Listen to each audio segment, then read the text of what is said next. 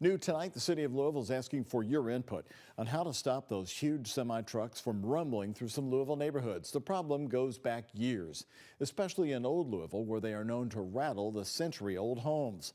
Now, for the first time, they could be closer to a solution. WHS 1119's Alex Dieterer and photojournalist Levi Hammer heard the renewed pleas from residents tonight. A fight 20 years in the making. Old Louisville, overrun by semi-trucks.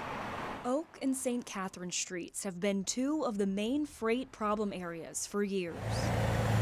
Just like this one. Many people have been fighting this for decades to try to set some regulation around the number of trucks that are using the neighborhood as a cut through. Whitney Bennett with the Old Louisville Mobility Coalition says the semis bring more than just a headache to the residents, citing noise, dangerous speeds, and damage to homes and streets in the Victorian neighborhood. This neighborhood predates those facilities that those trucks are going to.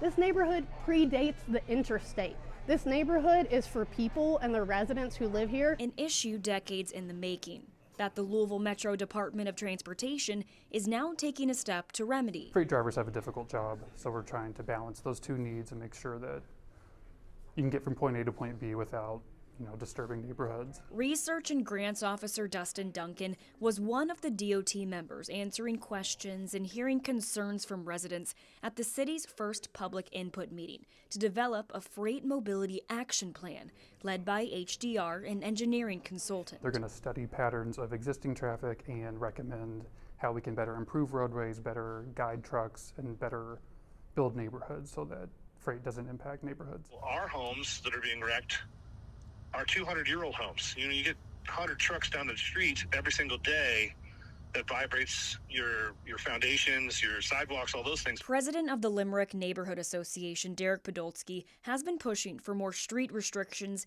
and an increase in police enforcement of semis in residential areas for nearly a decade. And we started tracking these trucks and we realized we're looking at 100 to 120 trucks a day. Hoping the local government will hear their pleas and increase enforcement.